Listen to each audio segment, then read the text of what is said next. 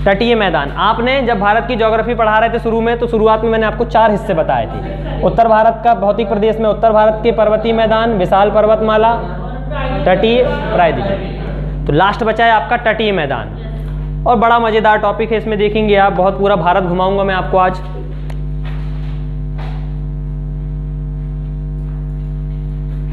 और तटीय मैदान कहाँ पाए जाते हैं रे भाई? अरे किनारे किनारे में सीधे नहीं बोल सकते, जहां समुद्र पाए जाएंगे। बोलने का सेंस ही नहीं सीख रहे हैं बिल्कुल। तुमसे इंटरव्यू बोर्ड में पूछेंगे, 4 लोग बैठे हैं, अगर तटीय मैदान कहाँ, यहाँ किनारे में पाए जाते हैं सर। अरे सीधे नहीं बोल सकते कि भैया समुद्र जहां होगा सर वहां तट पाया जाएगा। हद ही कर रहे हैं? घर के बाजू में बना रहे हैं, बताओ। चलो हेडिंग डालिए तटीय मैदान।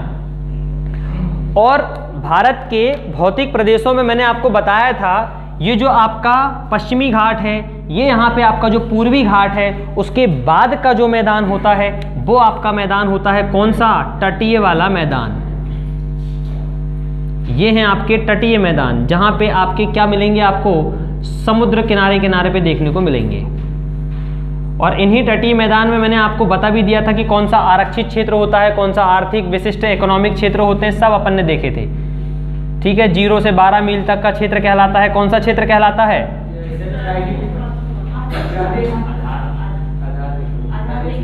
और उसके बाद का? और उसके बाद इकोनॉमिक, आर्थिक विशिष्ट वाला।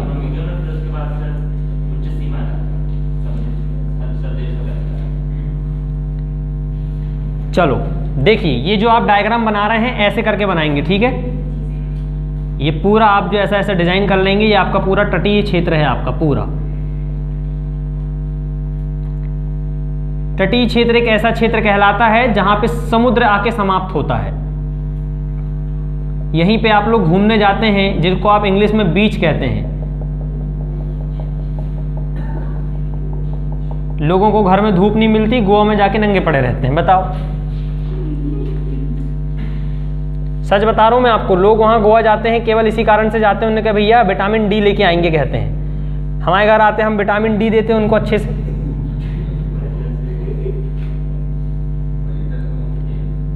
अच्छा एक बात मुझे बताइए, गोवा में विदेशी लोग आते क्यों हैं? घूमने नहीं आते एक्चुअल? अरे विटामिन डी लेने ही आते हैं रे भैया, वो रे एग्जैक्टली रे। उनके क्षेत्र में वहां पे देखना तो वहां धूप बहुत कम रहती है। ध्रुवीय प्रदेश बताया मैंने, शीतोष्ण कटिबंधीय, ठंड ज्यादा रहती है। हाँ नहीं, शांतवान तो आज की सिचुएशन में नहीं, माहौल अच्छा है, हर प्रकार के माहौल मिलेंगे आपको वहां पे। चलो ये थे आपके तटीय मैदान, ठीक है। पहले थोड़ा सा डेफिनेशन लिख लेंगे तटीय मैदान की, क्या होते हैं तटीय मैदान। बन गया सबका डायग्राम? नहीं बना है? बना लो, आराम से बना लो, आधे घंटे और चलेगी अभी क्लास आपकी।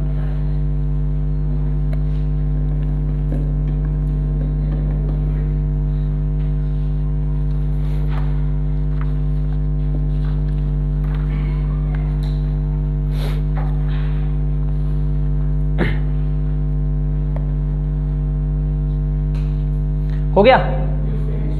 चलो लिखेंगे इसमें पहला तटीय मैदान की परिभाषा टाइप लिख लीजिए। ऐसा क्षेत्र जहां स्थल और समुद्र का मिलाव होता है।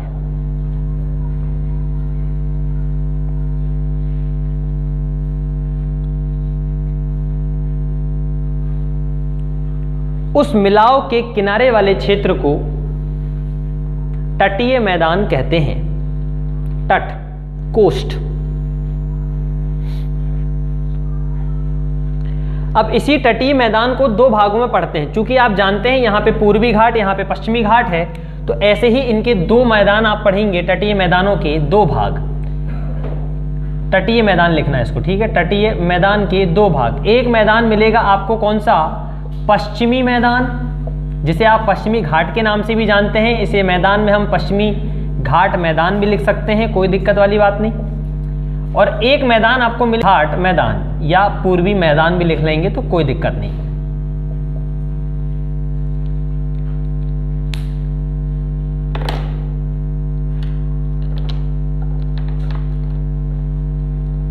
ठीक है। हेडिंग डालेंगे पश्चिमी मैदान।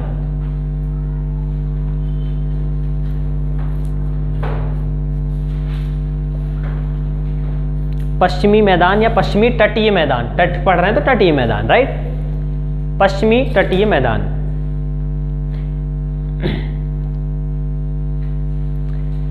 अब देखेंगे इसी पश्चिमी तटीय मैदान को मैं 4 भाग में बांट रहा हूं, गौर से समझना, यहां से पेपर में क्वेश्चन आएंगे। पहला मैदान में बांध रहा हूं इसको गुजरात का तटीय मैदान, गुजरात का तटीय मैदान। फिर आप पढ़ेंगे इसका कोंकण तट, तीसरा पढ़ेंगे आप कन्नड़ तट, और चौथा पढ़ेंगे आप यहां एकदम नीचे में जो आपको मिलेगा, कौन सा पढ़ेंगे, मालाबार। अब हर चीज में आपको एकदम डिटेल में बताऊंगा, ठीक है। लिखेंगे इसके 4 मैदान हैं, पश्चिमी घाटी मैदान के 4 भाग, गुजरात का तटीय मैदान, कोंकण तटीय मैदान या कोंकण का तट,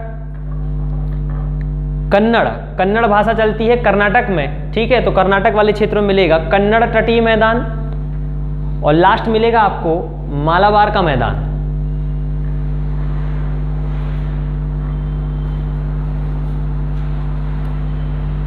मालाबार का मैदान, ठीक है। सबसे नंबर पहला गुजरात का तटीय मैदान, हेडिंग डाल लीजिए गुजरात का तटीय मैदान।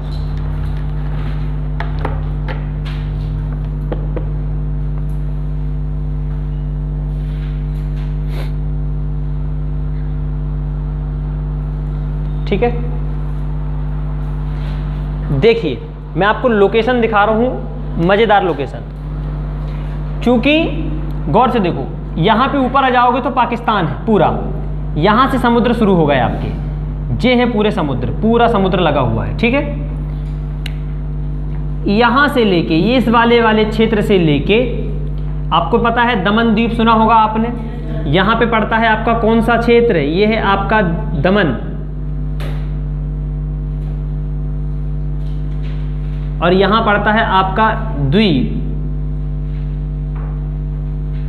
पर इन दोनों को मिला के बोलते हैं दमन द्वीप, ठीक है। ये आपको एग्जैक्टली बता रहा हूं मैं, दमन द्वीप यहां से शुरू हुआ, आगे जैसे ही महाराष्ट्र के नीचे वाले क्षेत्र में आएंगे तो यहां पे एक छोटा सा क्षेत्र मिलेगा जिसको 1961 में अपन ने जीता था फ्रांस से, कौन सा क्षेत्र है ये, गोवा, ठीक है, ये है गोवा। तो मैं सीधे सीधे कह सकता हूं कि जो गुजरात का मैदान है वो कहां पे, गुजरात के तटवर्ती क्षेत्र से लेके गोवा राज्य तक फैला हुआ है, पहला पॉइंट, ठीक है। डायग्राम में बनाते चलेंगे और लिखते भी चलेंगे। गुजरात का तटीय मैदान,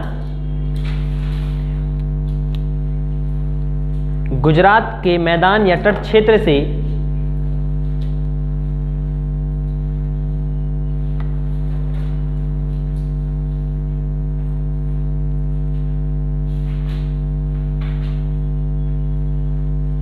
कहां पे मिलेगा आपको, गोवा तक आपको देखने को मिलेगा।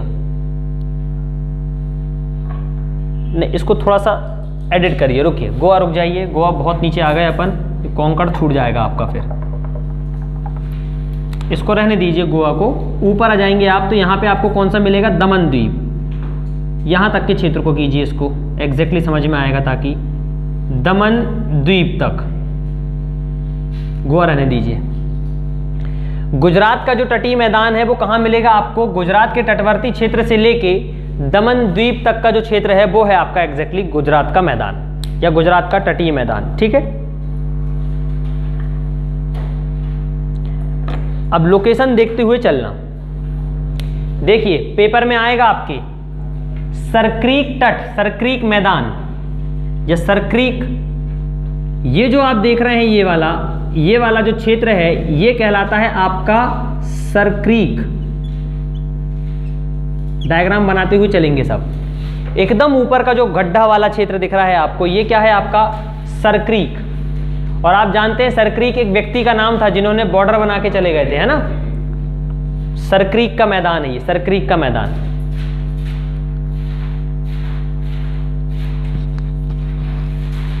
ठीक, अब देखिए दो चीजें और समझेंगे आप यहां पे।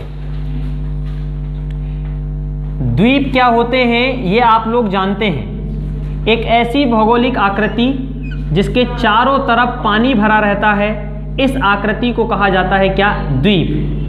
ठीक है, इसके बाद आप पढ़ेंगे प्रायद्वीप। तीनों चारों चीजें बता देता हूं। प्रायद्वीप एक ऐसी भौगोलिक आकृति जिसके तीन ओर से पानी घिरा होता है, नंबर 1, नंबर 2, नंबर 3। इसमें 1, 2, 3, 4 चारों तरफ से पानी है इसमें, परंतु कितने तरफ से पानी है? 3 तरफ से पानी है। तो इस प्रकार की भौगोलिक आकृति को बोलते हैं प्रायद्वीप। भारत कैसा देश है? एक प्रायद्वीपीय देश है। अब एक पढ़ेंगे आप खाड़ी। खाड़ी, खाड़ी क्या होता है? एक ऐसी भौगोलिक आकृति जो तीन ओर से जमीन से घिरी हो, परंतु इसका एक किनारा पानी से टच होता है, उसे कहते हैं आप क्या? खाड़ी प्रदेश। समझ पा रहे हैं? गल्फ कंट्री आप पढ़ेंगे, निम्न में से कौन सी गल्फ कंट्री नहीं है, तो आपको बताना पड़ेगा कि गल्फ कंट्री का मतलब एक ऐसा देश जो तीन ओर से जमीन से घिरा है, परंतु उसका एक किनारा कहीं ना कहीं समुद्र या पानी से टच हो जाता है, वो कहलाएगा आपका खाड़ी प्रदेश। मुझे एक बात बताइए, ये नदी जा रही है और जिन नदी के पास मेरा घर बना हुआ है, तो मैं कहाँ रह रहा हूँ? कहाँ रह रहा हूँ? खाड़ी में नहीं रह रहा हूँ, घर में रह रहा हूँ। खाड़ी में क्यों रहूंगा मैं? घर खाड़ी है मेरा। ठीक, अब देखिए सरक्रीक का मैदान मैंने आपको बताया। सरक्रीक का मैदान का तात्पर्य ये हुआ कि कोई मैदानी क्षेत्र होगा, तो ये अंदर वाला जो क्षेत्र रहेगा इसका, ये क्या है आपका? सरक्रीक का मैदान। सरक्रीक प्लाटू, सरक्रीक प्लेन आप बोल सकते हैं। परंतु देखिए, इधर जमीन, इधर जमीन, इधर जमीन, परंतु यहां पे मिलेगा आपको पानी, तो ये क्या कहलाएगी? सरक्रीक की खाड़ी। लिख लीजिए, ये क्या है आपकी? सरक्रीक की खाड़ी।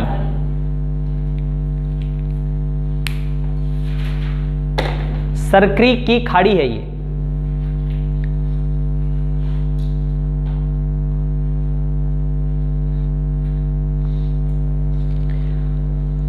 नंबर दूसरा,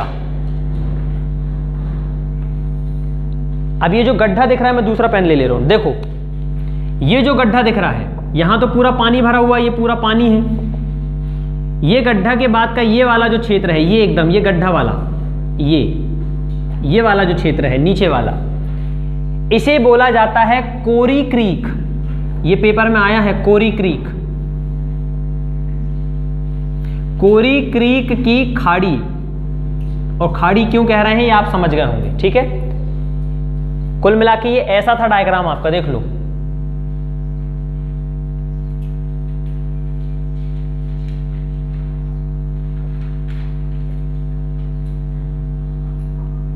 समझ रहे हैं? ऐसा है। तो जो आपकी सरक्रीक है ये वाली खाड़ी है, ठीक है, ये, और कोरी क्रीक है आपकी ये वाली खाड़ी। ठीक, ऐसा।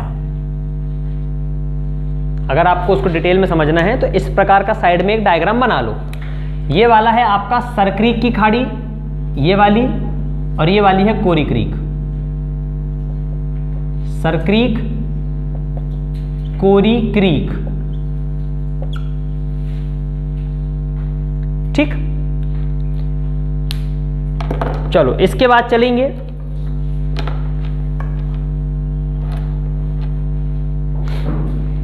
जैसे ही आप यहां आते हैं, ये वाला, ठीक, तो ये भी आपको दिख रहा होगा, ये क्या खाड़ी दिख रही है आपको? ठीक है, इस वाले क्षेत्र में।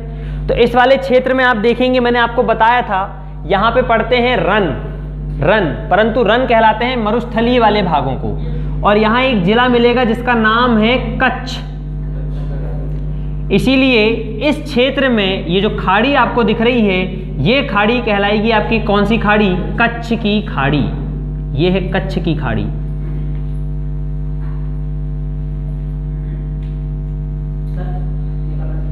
अच्छा, तुम्हारे वो है ना, हाँ ठीक। कच्छ की खाड़ी, देखो सरक्रीक हो गया, उसके जस्ट नीचे आपको मिलेगा कोरी क्रीक, उसके बाद मिलेगा कच्छ की खाड़ी। ये सीक्वेंस पता होना चाहिए किसके बाद क्या है। ठीक, कच्छ की खाड़ी।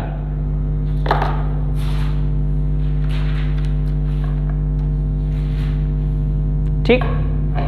और यहीं पे आपको देख रहे हैं ये जो लोकेशन बनी है ये है आपके दमन द्वीप का एक हिस्सा, और एक दमन द्वीप का हिस्सा आपका ये वाला है। अब यहां आ जाएंगे आप तो ये वाला जो क्षेत्र दिख रहा है आपको, ये वाला ये वाला क्षेत्र, ये है आपका खंबात की खाड़ी। नर्मदा नदी जो है यहीं आके गिरेगी, ताप्ती नदी जो है यहीं आके गिरती है। खंबात की खाड़ी हम उसको डायरेक्ट अरब सागर में इसलिए नहीं बोलते क्योंकि अरब सागर आपका इतना बड़ा है और गिरती कहाँ पे है, इस खाड़ी प्रदेश में आके गिरती है, इसलिए बोलते हैं कहाँ पे, खंबात की खाड़ी में गिरती है। तो ये जो नीचे वाला जो क्षेत्र देख रहे हैं आप, ये है आपका खंबात की खाड़ी। ठीक है।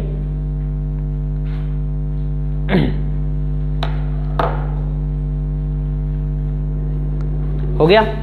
4 चीजें समझ में आनी चाहिए थी आपको। सर क्रीक की खाड़ी, कोरी क्रीक की खाड़ी, फिर मिलेगी कच्छ की खाड़ी, फिर मिलेगी खंबात की खाड़ी। अब इसी को आप लिख लीजिए, उत्तर से लेके दक्षिण का पूरा क्रम लिख लीजिए इसका। गुजरात के मैदान का या गुजरात तटीय मैदान का उत्तर से दक्षिण का क्रम, उत्तर से दक्षिण का क्रम। सर क्रीक, फिर आ जाएगा आपका कोरी क्रीक, फिर आ जाएगा कच्छ की खाड़ी, और फिर आ जाएगा खंबात की खाड़ी।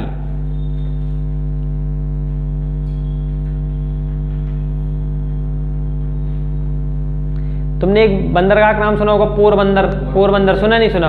एक बंदरगाह है वो पोरबंदर। देखो कहां पे, यहां पे पड़ता है पोरबंदर आपका।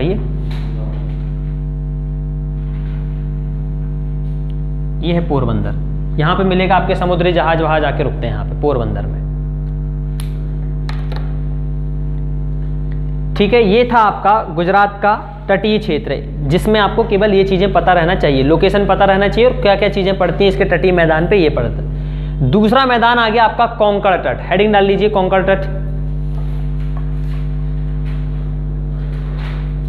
कोंकण तट। किसी को टाइम तो नहीं हो रहा है ना, किसी को एक्स्ट्रा टाइम तो नहीं है? आधे घंटे और खींच लेते हैं, थोड़ा मैं एडजस्ट कर लेता हूँ, थोड़ा आप कर लीजिए। ठीक, आधे घंटे लेट चला जाऊंगा पर ये टॉपिक अपन कर लेंगे पूरा। कोंकण तट। कोंकण तट होता है ये दमन द्वीप से लेके गोवा तक का तट।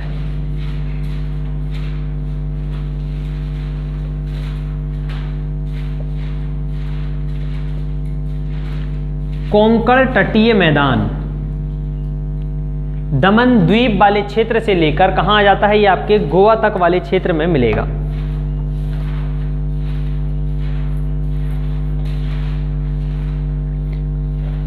ठीक है। और दादा आप लोग सब जानते हो महाराष्ट्र में आपने एक घाट देखा था, कौन सा घाट है? थाल घाट। एक और घाट देखा था भोर घाट। बस ना, हो गए 2 ही तो है ऊपर, वो तो नीचे पहुंच गए तुम। अब महाराष्ट्र की बात कर रहा हूं। अब आप देखेंगे यहीं पे थाल घाट मिलेगा आपको। तो जो थाल घाट है वो कहां पड़ जाता है आपका? कोंकण तट में पड़ जाता है। एक बात, काठियावाड़ा पड़ेगा ना अभी। काठियावाड़ा देखो, इसके लिए तटीय क्षेत्र जो है वो उसके बीच का अंदर का ही है, कोंकण के अंदर आपको मिलेगा काठियावाड़। आप देखोगे गुजरात वाला जो क्षेत्र है ये कहलाता है काठियावाड़, परंतु चूंकि उसको तटीय मैदान में इसलिए अपन शामिल नहीं कर रहे हैं क्योंकि उतना इंपॉर्टेंट नहीं है। ये मुख्य रूप से जिनको 4 भागों में बांटेंगे अपन, वो यही 4 भाग है। ठीक है। मैंने एक दिन और भी बताया था आपको, काठियावाड़ का मैदान बताया था ना पिछली बार एक बार, और वो इसलिए बताया था क्योंकि ये जितने भी आपके किनारे किनारे के क्षेत्र हैं वो आपको पता रहना चाहिए। ठीक। परंतु मुख्य रूप से आपका जो है कोंकण मिलेगा गुजरात के बाद। ठीक है। और काठियावाड़ को अगर शामिल करोगे तो वो गुजरात में ही शामिल कर लेना। काठियावाड़ कहाँ पड़ता है? गुजरात का ही क्षेत्र है, इतनी टेंशन वाली बात नहीं है। चलो, तो ये मिलेगा आपको कौन सा घाट? थाल घाट। आप गौर से देखेंगे ये जो गुजरात के साथ में कितनी डिग्री की रेखा निकलती है, यहाँ से 16 डिग्री की रेखा निकलती है, और 16 डिग्री के ऊपर आपको एक घाट मिलेगा। इस घाट का नाम मिलता है कौन सा? भोर घाट। तो अगर एग्जैक्टली लोकेशन, ज्योग्राफिकल लोकेशन देखेंगे तो जो थाल घाट है ये पड़ता है कहाँ पे? आपके महाराष्ट्र में, और भोर घाट पड़ता है कहाँ पे? गोवा वाली लोकेशन में। ठीक है। थाल घाट और भोर घाट ये 2 आपको देखने को मिलेंगे।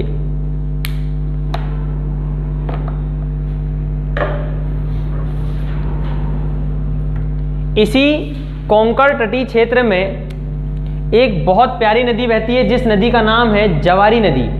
जवारी नहीं, जुआरी बोलते हैं उसको, और जुआरी नदी। लिख लेंगे इसी में, इसी कोंकण तटीय मैदान में की प्रमुख नदी जोवारी नदी है।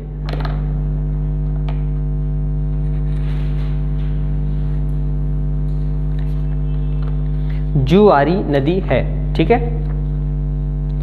चलिए अगली हेडिंग डाल लीजिए। अगला तट कौन सा है आपका? कन्नड़ तट। और कन्नड़ शुरू होता है आपका गोवा से लेकर मैंगलोर तक। मैंगलोर कर्नाटक का एक तटीय मैदान मिलेगा आपको, ये है मैंगलोर। गोवा, इन दोनों के बीच का ये वाला जो तट है ये कहलाएगा आपका कन्नड़ तट।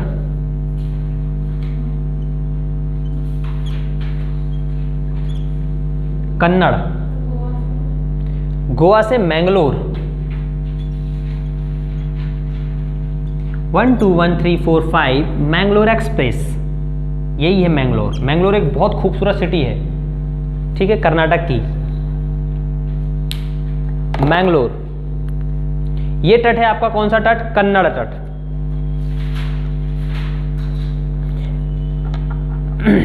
इसी कन्नड़ तट में आप देखेंगे, चूंकि तटीय क्षेत्र है और तटीय क्षेत्र में जो मिट्टी पाई जाएगी रेतीली मिट्टी पाई जाएगी। और आपने सुना होगा कि हमारे यहाँ मसालों का उत्पादन सबसे ज़्यादा कौन करता है? कर्नाटक केरल वाले क्षेत्र में आपने देखा होगा।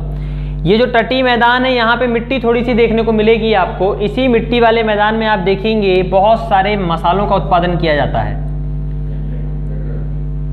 मसालों का, चलिए लिख लीजिए इसको भी, कन्नड़ तट को। कन्नड़ तट में लिखेंगे यह मैदान कहां से कहां तक है? गोवा से लेके मैंगलोर तक है। इस वाले मैदान में काजू, सुपारी, काली मिर्च,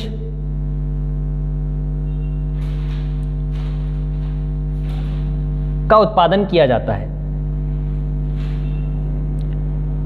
और मैं इसलिए इनमें ज़्यादा दिमाग नहीं लगा रहा हूँ, इनकी ऊंची चोटी, यहाँ पे आपने देखा था कोया, मोख और ये सारी चीज़ें आपने सब पढ़ चुके हैं, इसलिए इसको बार बार अपन डिटेल में नहीं कर रहे हैं, ठीक। रबड़ का उत्पादन नीचे वाले क्षेत्र में मिलेगा अभी आपको थोड़े, ठीक है। इसके नीचे जो आप पढ़ेंगे मालाबार वाला, इसमें रबड़ का उत्पादन मिलेगा। कन्नड़ तट में आपने देखा मसालों का ज़्यादातर आपको उत्पादन देखने को मिलेगा। बस इसमें ज़्यादा कुछ नहीं पढ़ना है। सबसे ज़्यादा इंपॉर्टेंट मिलेगा आपको इसके नीचे वाला तट, जिसे कहते हैं मैंगलोर से लेके कन्याकुमारी के कीप तक आपको मिलेगा ये वाला तट। ये है आपका कौन सा तट? मालाबार। मैंगलोर से लेके कन्याकुमारी, सबसे नीचे पड़ता कन्याकुमारी, आपने जानते हैं। मालाबार तटीय मैदान। देखो पेपर में एक क्वेश्चन तो ऐसे ही बन जाते हैं। मालाबार तट का विस्तार है, कहाँ से बोल देगा? गोवा से लेके मैंगलोर तक, मैंगलोर से लेके यहाँ तक दमनदीप तक, या मैंगलोर से लेके कन्याकुमारी तक, या कन्याकुमारी से लेके विशाखापट्टनम तक। एक क्वेश्चन बन गया, समझ में आ जाता है। ये हो गया मालाबार का तट। अब सुनिए बहुत ज़्यादा इंपॉर्टेंट पॉइंट, दो चीज़ें आपको यहाँ पे देखने को मिलेंगी और अलग अलग क्षेत्रों में मिलेगी, समझना। एक चीज पढ़ा रहा हूं मैं आपको लेगून, और एक साइड पढ़ा रहा हूं मैं आपको कयाल, ठीक। इन दोनों को पढ़ाने से पहले मैं पढ़ा रहा हूं आपको पश्चजल। पश्चजल यही है बस, इसके दो भाग लेगून, इसके एक और भाग कयाल। What is पश्चजल? मतलब बैक वाटर। देखिए ये भाई जिस समुद्र बह रहा है आपका, जिस समुद्र है, और यहां पे आपकी पूरी क्या लगी हुई है? जमीन लगी हुई है, लगी हुई है जमीन। कई बार ऐसा रहता है कि समुद्र का पानी जो होता है वो समुद्र का पानी स्थल वाले मार्ग में घुस जाता है, यही पानी छोटे छोटे हिस्सों में ऐसे घुस जाता है। ये आ गया पानी। चूंकि इस वाले तटीय वाले मैदान में तुम जब भी जाओगे तो क्या मिलती है तुमको? रेत मिलती है। क्या मिलेगी? रेत। रेत जाते नहीं बीच में, रेत। तो ये पानी जैसे ही आएगा तो इसके किनारे किनारे में ये क्या करेगा? रेत का पूरा ऐसा चारों साइड क्या बना देगा? एक आकृति बना देता है। और ये हमेशा हमें ऐसा क्या दिखेगी? थोड़ी अलग सी दिखेगी, समुद्र के भाग से थोड़ा सा अलग दिखेगी, समुद्र से थोड़ा अलग दिखेगी। तो ऐसी भौगोलिक जलीय क्षेत्र जिसमें समुद्र का पानी स्थल में आ गया है और एक अलग से कोई आकृति बना लिया है, इस आकृति को कहते हैं, यहाँ जल भरा रहता है, अलग से ही पानी भरा रहेगा, इसे कहते हैं क्या? पश्च जल। पश्च जल, ये है पश्च जल, कुछ नहीं है। समुद्र का पानी स्थल में अगर आ जाता है और एक अपनी अलग से आकृति बना लेता है, चारों तरफ बालू रेत का पूरा आकृति बना देगा, तो ये कहलाएगा आपका क्या? पश्च जल। ये बड़ी भी होती है, छोटी भी होती है। जैसे ऐसे करके ये घुसा, यहाँ तक फैल गया, ये पूरा ऐसा फैल गया, ये फैल गया, तो ये भी पश्च जल हो गया। अब यही पश्च जल एक साइड कहला रहा है लैगून, एक साइड कहला रहा है क्या? कयाल। याद रखेंगे, ये जो पश्चिमी घाट है, पश्चिमी घाट है या पश्चिमी तटीय मैदान है, जिसमें केरल वाले क्षेत्र में, कर्नाटक वाले क्षेत्र में इसी पश्च जल को कहा जाता है कयाल। और यही पश्च जल जब आप पूर्वी घाट पढ़ते हैं तो वहां पे कहेंगे इसको क्या? लैगून। याद रखेंगे, अगर मैं आपसे पूछूंगा कि बताइए आंध्र प्रदेश में बनने वाला पश्च जल क्या कहलाएगा? क्या कहलाएगा? लैगून। मैं बोलूंगा केरल में बनने वाला पश्च जल क्या कहलाएगा? कयाल। समझ जाओगे? तो यहाँ पे आपको बहुत सारे कयाल देखने को मिलेंगे, पश्च जल मिलेंगे, एक प्रकार का लैगून, राइट? तो यहाँ पे मिलेंगे आपको क्या? पश्च जल, कयाल। लिखिए इसके बारे में, मालाबार तट के बारे में लिख रहे हैं अपन लोग। इसका विस्तार कहां से कहां तक है? मैंगलोर से लेके कन्याकुमारी तक, ठीक है? आगे लिखें इसमें, इस क्षेत्र में लंबे एवं सकरे पश्च जल पाए जाते हैं, जिन्हें केरल में कयाल के नाम से जाना जाता है।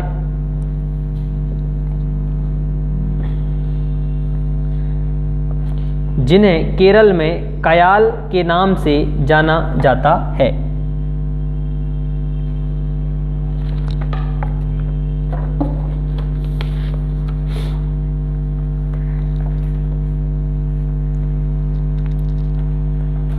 पहला नंबर का पश्च जल, यही वाले क्षेत्र में एक पश्च जल मिलेगा, ये है एक पश्च जल, छोटा सा रहता है, ठीक है? अस्थामुडी, अस्थामुडी कयाल, केरल में है। ये कहां पे है? अस्थामुडी कयाल।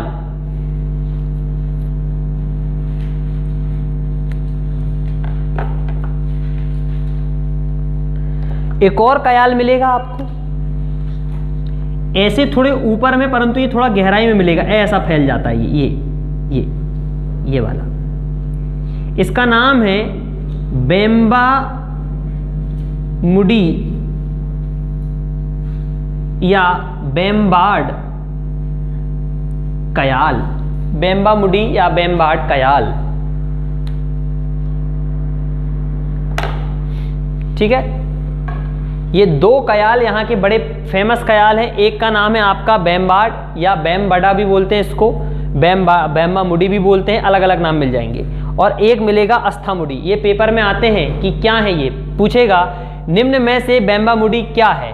लैगून है, कयाल है कि मैदान है कि क्या है? तट है, पूछेगा, ठीक है? क्या है ये? कयाल है। तो मालाबार के तट में आपको ये दोनों चीजें देखने को मिलेगी, राइट? यहां पे एक नदी मिलेगी आपको, सबसे प्रमुख नदी, जिसका नाम है पेरियार नदी। मालाबार तट की सबसे प्रमुख नदी है पेरियार, पेरियार नदी।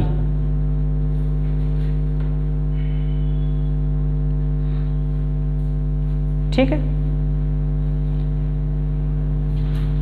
तो ये था भाई आपका पश्चिमी घाटी मैदान, तटीय मैदान में पश्चिमी। पूर्वी घाट बचा है आपका, और अब बचे हैं आपके द्वीपीय मैदान। द्वीप मैदान मतलब लक्षद्वीप पढ़ेंगे, अंडमान निकोबार को डिटेल में पढ़ेंगे अपन लोग, इन दोनों को पढ़ेंगे, ठीक है? तो ये तीन चीजें अपन करेंगे कल अब, ठीक।